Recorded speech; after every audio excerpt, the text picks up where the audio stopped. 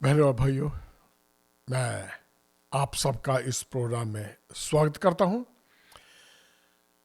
खुदा का शुक्र है कि आज फिर इस टेक्नोलॉजी के माध्यम से मैं आप तक बातचीत करने पा रहा हूं और खुदा ने जो वचन मुझे दिया है मैं उसको शेयर करने के लिए आपके सामने मैं वचनबद्ध हूं। और खुदा का शुक्र है कि आप सब भी ठीक ठाक हैं और खुदा के वचन में बढ़ रहे हैं। यही दुआ है कि हम सब मिलके उसके नाम को ऊंचा उठाएं और उसके राज्य को बढ़ाएं।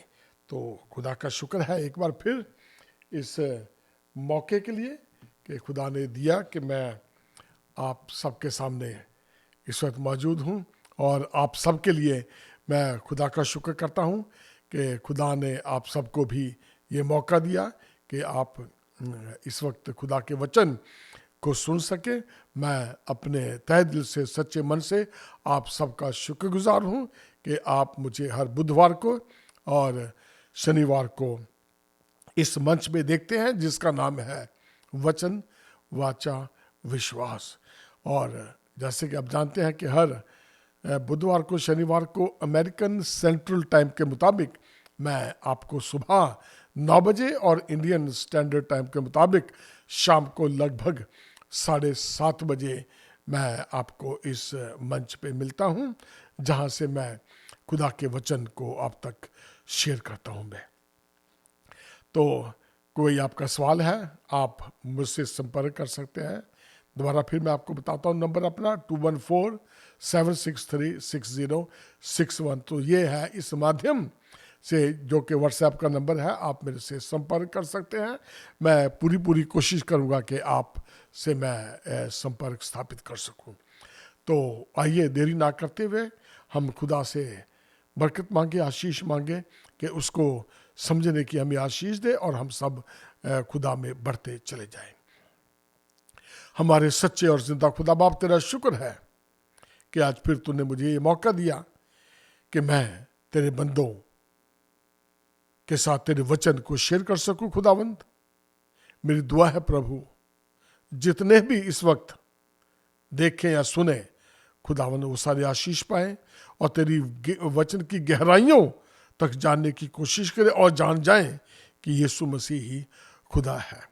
मैं जबकि तेरे वचन को बांटने जा रहा हूं खुदावंद, बोलने वाला मैं नहीं बल्कि तेरा आत्मा मुझ में होके बातचीत करे। छोटी सी दुआ को सुनो कबूल कर, तेरे प्यारे बेटे यीशु के नाम से मांग लेते हैं, आमीन। एक बार फिर मैं आप सबका इस प्रोग्राम में स्वागत करता हूं। जैसे कि आप जानते हैं कि जो आज का विषय है वो है His own people rejected him, His own people rejected him part 2। उसके अपनों ने उसे ग्रहण नहीं किया। ये उसका दूसरा हिस्सा मैं आज आपके सामने पेश करने जा रहा हूं। मैं तो आज जैसे मैंने ये प्रश्न छोड़ा था पिछली दफा कि हम सब के लिए प्रश्न है, क्या मैंने और आपने भी उसे अब तक ग्रहण नहीं किया? अब सवाल हम सब के लिए है ये। तो गौर से जानें और सोचें कि आप कहां पे खड़े हैं, कहां पे स्टैंड कर रहे हैं, या कि हम सब वैसे हो गए हैं जैसे यहूदी कौम थी। उन्होंने आज तक भी यीशु को अपना मुक्तिदाता ग्रहण नहीं किया। वो अभी भी उसी राजे के इंतजार में है कि राजा आएगा, राजे के खानदान में से आएगा। लेकिन बहुत कम यहूदी ऐसे हैं जिन्होंने उसे ग्रहण कर लिया है और यहूदी लोग भी उसके वचन को लेके पूरी दुनिया में जा रहे हैं। जो समझ गए हैं, जो सच को पहचान गए हैं, जान गए हैं, वो सारे उसके वचन को लेके बाहर निकले हुए हैं। खुदा का शुक्र है उन सब के लिए भी, और मेरी दुआ है आप सब के लिए भी कि खुदा इसी तरह से जैसे मुझे खुदा ने इस्तेमाल किया है और कर रहा है, खुदा आपको भी उसी तरह से इस्तेमाल करे और आप खुदा के वचन में बढ़ते चले जाएं। यीशु मसीह जब इस दुनिया में आया, बहुत अजीबोगरीब काम किए उसने, लोगों की आंखों के सामने, जानते हुए भी उसके अपनों ने उसे ग्रहण नहीं किया। और आज भी यही समस्या, आज भी यहीं पे है। उस वक्त भी लोग ये करिश्मे किया करते थे। जैसे आप पौलुस ने बताया होगा, जब पौलुस जा रहा था, उसके पीछे पीछे एक औरत आ रही थी, तो उसने उसे डांटा, क्योंकि वो भी लोग दूसरे दुष्ट आत्माओं के जरिए से वो लोगों को ठीक किया करते थे। आप उनके पैसे कमाने का धंधा था, आप किसी तरह से लगा लीजिए। और आज भी ये बहुत हो रहा है पूरी दुनिया में। ये ऐसे से काम हो रहे हैं, लोग किसी दूसरी ताकत से वो क्या नाम ऐसे से काम धंधे कर रहे हैं। बाइबल प्रकाशित वाक्य में लिखा हुआ है कि ऐसे समय आएंगे जब वो क्या है, पुलपट पे क्या है, आग बरसा लेंगे लोगों के सामने। और बाइबल बार बार हमें आगाह कर रही है कि जो खुदा को जानने वाले हैं वो भी भरमाए जाएंगे। शैतान इतना चालाक होगा कि जिन्होंने मसीह को ग्रहण किया हुआ है वो उन्हें भी भरमाएंगे और वो उसके भरमावे में आ जाएंगे। सो बहनों और भाइयों, केयरफुल, इस चीज पे गौर करें कि कहीं जब वो समय आएगा तो आप कहां पे स्टैंड करेंगे। क्या उनके बहकावे में आ जाएंगे या उस पर हम भरोसा नहीं करेंगे? चालाक होने की कोशिश करो। बाइबल हमें साफ साफ बताती है, समझदार बनो। इस दुनिया में रहते हुए, जैसी दुनिया है उनके बीच में रहते हुए, हमने इस दुनिया के नहीं बनना। अपने आप को हमने उनसे अलग रखना है ताकि पहचान हो। मसीहों की पहचान और पहचान होती है। इस चीज पे आप गौर करें और इस चीज को समझ लें। तो आइए निकालें हम यूहन्ना चैप्टर 14 उसकी 11वीं आयत में लिखा है कि मेरा विश्वास करो कि मैं पिता में हूं और पिता मुझ में है, नहीं तो कामों ही के कारण मेरा विश्वास करो। बाइबल बताती है हमें बार बार, ये यीशु मसीह ने कहा हुआ है कि अगर तुम मेरा विश्वास नहीं करते कि मैं बाप की ऊपर से आया हूं मैं, तो कम से कम जो मेरे काम है उन्हीं को देख के मेरा भरोसा कर लो कि मैं कौन हूं, मैं कहां से आया हूं। लेकिन यहूदियों ने इसे भी नकार दिया, इसे भी पहचान नहीं सके वो, क्योंकि शैतान ने उनकी अक्लों पे क्या है, पर्दा डाला हुआ था। इस दुनिया में रहते हुए हमारे ऊपर भी ये आजमाइशें आ सकती हैं। ध्यान रखना, परख करना सीखे। खुदा ने हमें परखने की आत्मा दी हुई है। हमें कबूतर की नाई भोले और सांप की नाई चालाक बनने के लिए कहा गया है। हर कोई किसी के बहकावे में ना आ जाए। सच को जानो और सच तुम्हें क्या है, आजाद करेगा। तो बहनों और भाइयों, इस चीज पे गौर करें कि किस तरह से दुनिया में अंधविश्वासियों के पीछे लोग लगे हुए हैं, जो सही वचन को सिखाते हैं, जो सही वचन को बताते हैं। उनके पास कम थोड़े लोग ही मिलेंगे, क्योंकि क्या, बुलाए हुए थे बहुत है पर चुने हुए कम है। अब देखें कि आपका नंबर किन लोगों में आ रहा है। आप चुने हुए हैं या भरमाए हुए हैं या बुलाए हुए हैं। अब देखिए, अपने आप को जांचें, वचन को पढ़ते रहें, समझते रहें। अगर कोई समझ नहीं लगती है तो किसी ऐसे जन से जिसके ऊपर आप भरोसा रखते हैं, जो सही तरह से वचन को सिखा रहा है, समझा रहा है, उससे पूछ लें। दुनिया वालों के बहकावे में ना आ जाएं। शैतान बहुत चालाक है। बाइबल हमें बताती है कि वो शेर की मानद तैयार खड़ा है कि कब किसी को फाड़ खाए। तो याद रखना, गलती ना कर देना, सही लोगों के साथ संगति करो। कभी ये ना हो कि हम दूसरों की बातों में लग के शैतान हमारे दिमाग के ऊपर भी कब्जा कर ले। हमें परखने की आत्मा दी है, तो बहनों और भाइयों, इस चीज को जान लें कि हमने किस तरह से बनना है। हमने उसे ग्रहण करना है कि उसको हमने ठुकरा देना है, या हमने उसे रिजेक्ट कर देना है। ये आज सवाल है। आज फिर वही, क्योंकि कुछ दिन दिए थे मैंने कि जांचे आप अपने आप को कहां पे स्टैंड कर रहे हैं। क्या हम उन जैसे ही हैं कि अपनों ने उसे ग्रहण नहीं किया? अब सब कुछ हम जान गए हैं, हम बाइबल पढ़ते हैं, परख लिया है, जांच गए हैं हम लोग, क्या उसके बावजूद भी हम वैसे ही रहेंगे? सब कुछ जानने के बावजूद भी हम अनजान बने रहेंगे? आंख होते हुए भी हम नहीं देख रहे हैं, कान होते हुए भी हम नहीं सुन रहे हैं, खुदा ने दिमाग दिया है, हम सही फैसला नहीं कर पा रहे हैं। क्या कारण है? क्यों अनजान बने हुए हैं? क्योंकि दुनियादारी में लगे हुए हैं, दुनियादारी में फंसे हुए हैं हम लोग। यही कारण है कि हम अपने आप को दुनिया से अलग नहीं कर पा रहे।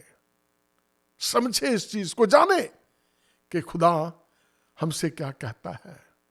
यूहन्ना चैप्टर 14 उसकी 1 से 6 आयत में आपके सामने पढ़ने जा रहा हूं। इस चीज पे आप जरा प्लीज गौर करना। यूहन्ना चैप्टर 14 उसकी 1 से 6 आयत। तुम्हारा मन व्याकुल ना हो, परमेश्वर पर विश्वास रखो और मुझ पर भी विश्वास रखो। मेरे पिता के घर में बहुत से रहने के स्थान हैं, यदि ना होते तो मैं तुमसे कह देता, क्योंकि मैं तुम्हारे लिए जगह तैयार करने जाता हूं। और यदि मैं जाकर तुम्हारे लिए जगह तैयार करूं तो फिर आकर तुम्हें अपने यहां ले आऊंगा, कि जहां मैं रहूं वहां तुम भी रहो। जहां मैं जाता हूं तुम वहां का मार्ग नहीं जानते हो। थोमा ने उससे कहा, हे प्रभु, हम नहीं जानते कि तू कहां जा रहा है, तो मार्ग कैसे जाने? और छठी आयत बहुत जरूरी है। यीशु ने उनसे कहा, मार्ग और सत्य और जीवन मैं ही हूं, बिना मेरे द्वारा कोई पिता के पास नहीं पहुंच सकता। ये है खुदा का वचन। यीशु मसीह के मुंह से निकले हुए ये लफ्ज हैं, लेकिन अपनों ने उसे ठुकरा दिया। अगर हम आज इसके ऊपर भरोसा रखते हैं तो क्या है, हम मसीह के साथ जाके वहां उसके साथ रह सकते हैं। अब यहां पे जो पहली आयत में क्या लिखा गया है कि तुम्हारा मन व्याकुल ना हो, परमेश्वर पर विश्वास रखो और मुझ पर भी विश्वास रखो। अब यही तो कारण था कि यहूदियों ने उसके ऊपर विश्वास नहीं रखा। और आज ये मेरे और आपके लिए है कि हम कहां पे स्टैंड कर रहे हैं, हम कहां पे खड़े हुए हैं। इस आयत से थोड़ा और एक चैप्टर पीछे जाते हैं हम लोग, 14 से। अगर हम चैप्टर 13 और 31 से 38 आयत में पढ़े तो उसमें लिखा है कि उसमें यीशु ने अपने जाने के विषय में कहा था। चेले समझ नहीं पा रहे थे कि ये क्या क्या कह रहा है। हार के पतरस ने यीशु से कहा था कि जहां मैं जाता हूं तुम अभी नहीं आ सकते, लेकिन बाद में आओगे। यीशु ने पतरस को कहा था कि तुम अभी नहीं आ सकते जहां मैं जा रहा हूं, लेकिन बाद में वहां आ सकते हो। अब अब चेले मानसिक सोच में जरूर पड़े होंगे, घबरा भी गए होंगे। अब उस समय को याद करें आप, जब यीशु मसीह ने अपने चेले बनाए होंगे। पतरस मछली पकड़ने वाला था, सब लोगों के अपने अपने बिजनेस थे, अपने अपने कारोबार होंगे, और यीशु मसीह ने उन्हें कहा छोड़ दो और मेरे पीछे आ लाओ। चेले उसके पीछे आगे होंगे, या 100%, क्योंकि यीशु ने कहा। और जितने भी चेले उसने बनाए, किसी ने इनकार नहीं किया, वो आ गए। अब जब अपना घर बार छोड़ दिया, अपना परिवार छोड़ दिया, अपने काम धंधे छोड़ दिए, और अब समस्या ये आ गई है कि यीशु मसीह कह रहा है कि मैंने जाना है। अब ये जाने की बात क्या होगी? अभी 3-3.5 साल भी हुए कि यीशु मसीह जाने की बातें कर रहा है। अब वो सोच, जरूर इंसान सोचेगा कि मैंने तेरे पीछे सब कुछ छोड़ दिया, अब तू हमें छोड़ के जा रहा है। मतलब इंसानियत देखे है तो बड़ी डर वाली बात है कि जो हमारे साथ था, हमारा गुरु, और अब ये कह रहा है कि भाई मैं जा रहा हूँ। बड़ी है तो बड़ी दुखद घटना है कि अब हम कहाँ जाएंगे। हमने अपने परिवार भी छोड़ दिए हैं, अपना बिजनेस भी छोड़ दिया, लोगों को मिलना जुलना भी बंद कर दिया। अब दोबारा फिर हमें वहीं जाना पड़ेगा। सवाल तो ठीक है, उठ रहा है, और लोग क्या नाम सोच विचार में पड़े होंगे। और जब ये सोच विचार कर ही रहे थे तो यीशु ने क्या किया, उन्हीं, क्योंकि यीशु मसीह तो खुदा, उन्होंने उनके मन की बात को जांच लिया था। वो समझ गए थे कि वो क्या कह रहे हैं, उनके मन में क्या विचार चल रहा है, वो क्या सोच रहे हैं। और उनको जानने के बाद क्या कहा कि तुम्हारा मन व्याकुल ना हो। यीशु समझ गया था कि ये क्या क्या सोच रहे हैं, कि जब मैंने इन्हें चेला बनाया, अब तक तो सब कुछ ठीक चल रहा था, और उसके बाद जब वो घबराने लगे, सब कुछ करने के बाद, फिर यीशु से भी क्या है, चुप नहीं रहा गया होगा। उसने कहा कि तुम्हारा मन व्याकुल ना हो। हमारे लिए भी यही कुछ होता होगा, लेकिन नीचे लिखा है यीशु ने कहा मुझ पर विश्वास रखो। और आजकल हम भी यही है, हमारा मन बड़ी जल्दी व्याकुल हो जाता है, हम घबरा जाते हैं, यार ये क्या हो गया, अब कहाँ जाएंगे, लड़ाई लगी हुई है, अब क्या होगा। हम नाना प्रकार की फिक्रों में घिरे रहते हैं। सब कुछ जानने के बावजूद भी ये लिखा हुआ है कि अंत के दिनों में ये सब होगा, और मेरे और आपके पास इसका कोई इलाज नहीं है। ये होना ही है तो होगा ही, क्योंकि ये उसने कहा गया है। He is in control. उसे मालूम है कि वो क्या कर रहा है, क्या करना है, और राइट समय पर क्या कुछ करेगा। तो बहनों भाइयों, गौर करें इस चीज पे कि हमारा मन व्याकुल ना हो। हम इस संसार के नहीं हैं, इसीलिए उसने कहा कि मैं जाता हूं ताकि तुम्हारे लिए जगह तैयार करूं। उसे मालूम था कि ना तो ये दुनिया उसके लिए है और ना हम ही इस दुनिया के लिए बनाए गए हैं। लेकिन हमारी प्रॉब्लम क्या है, हम इसी को अपना सब कुछ समझ बैठे हैं, इसी के लिए हम सब कुछ लगे हुए हैं। सुबह उठते हैं, शाम की नींद भी बड़ी मुश्किल से बिस्तर पे आते हैं, आराम नहीं मिलता, खुद भी फंसे हुए हैं, बीवी बच्चों को भी फंसाया हुआ है, रिश्तेदारों को भी इसमें फंसाया हुआ है। हम इसी चक्कर में रहते हैं कि हम इसी में हमने रहना है, बस यही सब कुछ है। लेकिन बहनों और भाइयों, हमारा यहाँ का कोई लेना देना नहीं है, हमारी सिटीजनशिप यहाँ की नहीं है। इंडिया से तो हम आगे हैं ये समझ के कि अब हम अमेरिका में आगे काम हो गया जी, सिटीजनशिप मिल गया, लेकिन हमारी असली सिटीजनशिप यहाँ की नहीं है। हमारी सिटीजनशिप मेरी और आपकी स्वर्ग की है। हम यहाँ के वासी नहीं हैं। और यूहन्ना 14:27 में कहता है कि मैं तुम्हें शांति दिए जाता हूं, अपने शांति तुम्हें देता हूं, जैसे संसार देता है मैं तुम्हें वैसे नहीं देता। तुम्हारा मन व्याकुल ना हो और ना डरे। ये कैसी शांति थी? खुदा कैसी शांति दे रहा है ये? अब ये शांति कुछ अजीब किस्म की है। यहां यूहन्ना 14:27 में क्या किस शांति कितने किस्म की होती है? अब इस दुनिया में तो अगर हम दुनियावी तौर से देखें तो शांति कहीं भी नहीं है। कहां पे जाओ वहां प्रॉब्लम, कहां पे जा रहे हैं रास्ते में उसकी प्रॉब्लम, पता नहीं पहुंचना कि नहीं पहुंचना, आगे पता नहीं कौन सा अफसर मिलना उसकी समस्या, घर पीछे घर की समस्या, बीवी बच्चों की समस्या, पास हो गए फेल हो गए उसकी समस्या, नौकरी मिली नहीं है क्या मिली उसकी प्रॉब्लम। कैसी शांति? बच्चे बड़े हो गए हैं, शादियों की शांति तो हम तो सारे अशांति फिर रहे हैं। अशांत वो लोग होते हैं जिनको इस चीज का पता नहीं है कि हमारी ये जो दुनिया है यहां की हमारी शांति हमें यहां मिलने वाली नहीं है।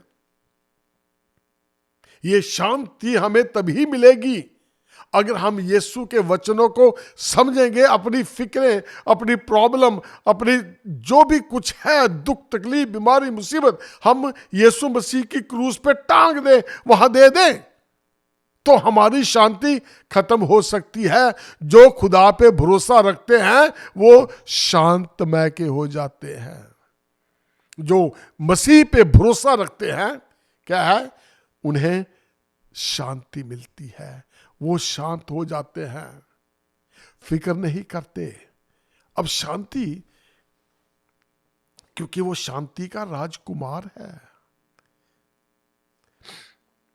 फिलिपियो चैप्टर 4 उसकी 6 आयत में, किसी भी बात की चिंता मत करो, परंतु हर एक बात में तुम्हारे निवेदन प्रार्थना और विनती के द्वारा धन्यवाद के साथ परमेश्वर के सामने उपस्थित किया करे या किए जाए। यह है शांति। और अपनी दुखों को तकलीफों को जब हम खुदा के सामने लेके आते हैं, और खुदा के सामने वही इंसान लेके आता है जो उसके गुण गाता है, उसका शुक्र करता है, और शुक्र करने के बाद उससे दुआ मांगता है कि खुदा बाप ये मेरे निवेदन है, ये मेरी विनती है। ये क्या लिखा हुआ है कि बड़ी निवेदन प्रार्थना के साथ धन्यवाद के साथ उसके सम्मुख उपस्थित किए जाएं। और जब हमें शांति मिल जाती है ना, तो फिर ऐसी सी चीजें मांगने को दिल भी नहीं करता है। खुदा पहले ही जानता है, हमारे बाइबल हमें बताती है कि वो मांगने से पहले ही हमारे दिलों को जानता है कि हमें किन किन चीजों की जरूरत है। तो फिक्र क्यों करनी है? अपनी शांति भंग क्यों करनी है? इस दुनिया में रहते हुए भी हम शांत स्वभाव के बन सकते हैं। सिर्फ यही है कि हम उस पे भरोसा रखें। यहूदियों ने उसके ऊपर भरोसा नहीं किया, जानते हुए भी उसने सारे काम लोगों ने उसके देखे। लेकिन आज मैं और आप जो उसका वचन है उसमें उसको हाथ में पकड़ के उसको दुआ करे कि खुदा बाप तेरा शुक्र है कि तूने हमें ये जिंदा कलाम दिया, जिसके वजह से हम जो अशांत थे अब हमें शांति मिल गई है। हमारा अशांत स्वभाव खत्म हो गया है, अब हम तुझ में हैं, और जो उसमें हैं उनके ऊपर सजा का हक नहीं है। जब हम इस चीज को जान जाते हैं कि अब हम उसकी चुने हुए हैं, अब हम उसके राजवंश से हैं, उनके ऊपर सजा का क्या है? हक नहीं है, कुछ भी नहीं है। अब हम उसके क्या है, उसके खानदान में जब हम शामिल हो जाते हैं, उसके खानदान में कौन शामिल होगा? जो उसकी बातों पे अमल करेगा, उस पे भरोसा रखेगा, और कोई नहीं है। तो जब हम प्रार्थना और धन्यवाद के साथ विनती करते हैं, और 7वीं आयत में यूं लिखा हुआ है, यूना 14:7 में, कि जब परमेश्वर की शांति जो सारी समझ के परे है तुम्हारे हृदय और तुम्हारे विचारों, ये फिलिपियों 4:6-7 है, उसमें लिखा है कि तब परमेश्वर की शांति जो सारी समझ से परे है तुम्हारे हृदय, तुम्हारे विचारों को मसीह यीशु में सुरक्षित रखेगी। सो बहनों और भाइयों, मेरी दुआ है कि आपका मन व्याकुल ना हो और शांतमय रहे।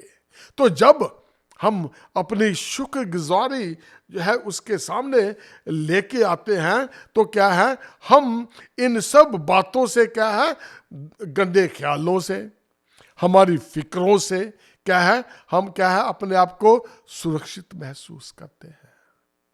हमारे मन क्या है, शुद्ध हो जाते हैं, हमें फिक्र होती ही नहीं है, क्योंकि पवित्र आत्मा हमें तसल्ली देती है, हमें दिलासा देती है। और इसीलिए क्या है, हम लोग क्या है, शांत स्वभाव के रहते हैं, हमें कोई चिंता नहीं होती। हमें पता है कि जहां हमने जाना है वो जिंदा है और हमें संभालने वाला वो है। तो बहनों और भाइयों, अब आप समझ गए होंगे कि हम किस तरह से सुरक्षित रहते हैं, क्योंकि जब हमारी फिक्र ही कोई नहीं है, हम दुआ मांग रहे हैं, तो क्या है, अपने आप हम शांतमय हो जाते हैं। हमने बाइबल में पढ़ा है कि यीशु ने कहा था, मैं जाता हूं तुम्हारे लिए क्या है, जगह तैयार करने, और इंग्लिश में उसे कहते हैं कि जगह तैयार करने, यानी कि एक मेंशन, रहने के लिए मेंशन वो जगह होती है जो जरूरत से ज्यादा बड़ी अकोमोडेशन होती है। मेंशन, बहुत बड़ा घर तुम्हारे लिए, मैं वो जगह तैयार करने जाता हूं। तो अब नंबर 1 है कि हम इस दुनिया के नहीं, नंबर 2, लेकिन अक्सर लोग इस तरह रहते हैं जैसे यही दुनिया उनके लिए परमानेंट है। बहनों भाइयों, हमारे लिए ऐसी सी परमानेंट वाली जगह हमें नहीं चाहिए, क्योंकि हमारे खुदा ने हमारे लिए मेंशन बना के रखा हुआ है। इस दुनिया में इतने बड़े बड़े घर किसी को नसीब होते ही नहीं है, बहुत कम को होते हैं। लेकिन अब उस मेंशन के गरीब से भी गरीब लोग हैं, वो हकदार हो सकते हैं। लेकिन बात एक ही है कि क्या हम उस पर भरोसा करते हैं कि नहीं। और उसके बाद आगे देखते हैं, जैसे कि थोमा ने 5वीं आयत में कहा था, यूहन्ना चैप्टर 14 उसकी 5वीं आयत में क्या कहा था कि हे प्रभु, हम नहीं जानते कि तू कहां जा रहा है, तो मार्ग कैसे जाने। अब इन सब बातों के बावजूद भी अगर मैं और आप ऐसे कहें कि मार्ग हम तो जानते हैं तू कहां जा रहा, तो मार्ग को कैसे जानेंगे। तो बहनों और भाइयों, 6ठी आयत में क्या, यूहन्ना 14 6ठी आयत में क्या लिखा हुआ है, और यीशु ने 6ठी आयत में क्या कहा, मार्ग और सत्य और जीवन मैं ही हूं, बिना मेरे द्वारा कोई पिता के पास नहीं पहुंच सकता। तो बहनों और भाइयों, ये है एक इस तरह की बात, इसी वजह से क्योंकि यहूदियों ने उसके ऊपर विश्वास नहीं रखा, हमने वैसा नहीं बनना। हमने क्या जाने, हम 6ठी आयत से कि मार्ग सत्य और जीवन मैं ही हूं, मेरे द्वारा कोई पिता के पास, बिना मेरे कोई वहां पहुंच नहीं सकता।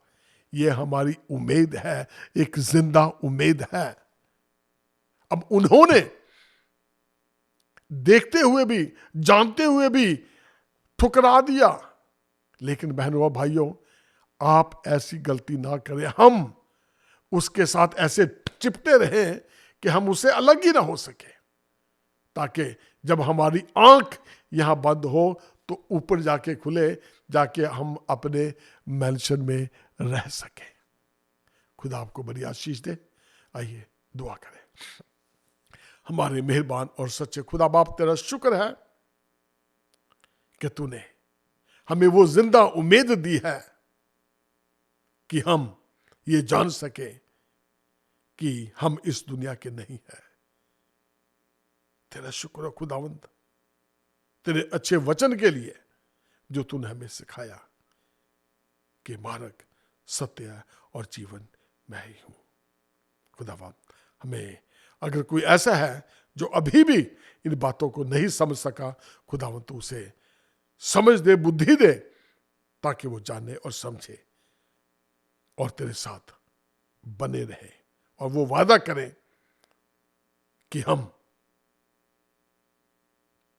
होली स्पिरिट को हम रिजेक्ट ना करें। जब भी वो हमें कुछ सिखाए हम उसको, उसकी मान लें, उसको ग्रहण कर लें, हम रिजेक्ट ना करें खुदावंद, क्योंकि तेरा वचन सच्चा है, तू सच्चा है, वचन की हर एक बात सच्ची है खुदावंद। हमें समझ और बुद्धि दे। सबको तंदुरुस्त रखना खुदावंद, जितनों ने भी ये वचन सुना है सबकी को अच्छी तरह से तंदुरुस्त रखना, उनके बीवी बच्चों को, खानदान को, कामों को, बिजनेस को, सबको यीशु मसीह के नाम से ब्लेस करते हैं खुदावंद। यीशु मसीह के नाम से छोटी सी दुआ को सुना कबूल कर, आमीन।